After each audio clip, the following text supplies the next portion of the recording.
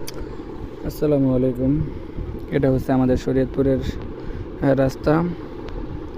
So আমাদের শরীয়তপুরে এখন সব ধরনের বাস পাওয়া যাবে আজ থেকে। হানিফ আছে, শ্যামলী আছে, গ্রিন লাইন আছে, সোহাগ আছে। সব ধরনের বাসই আমাদের এই লাইনে আজ থেকে চলবে। আপনারা চাইলে এই জায়গাতে শরীয়তপুর থেকে কক্সবাজার, বান্দরবন, রংপুর, দিনাজপুর, খুলনা যে কোনো জেলাতেই যেতে পারবেন সুন্দরভাবে। তো আপনারা চিন্তা করেন না, শরীয়তপুরবাসীর জন্য সুখবর। সবাই ভিডিওটা শেয়ার করবেন, সবাই দেওয়ার সুযোগ করে দিবেন,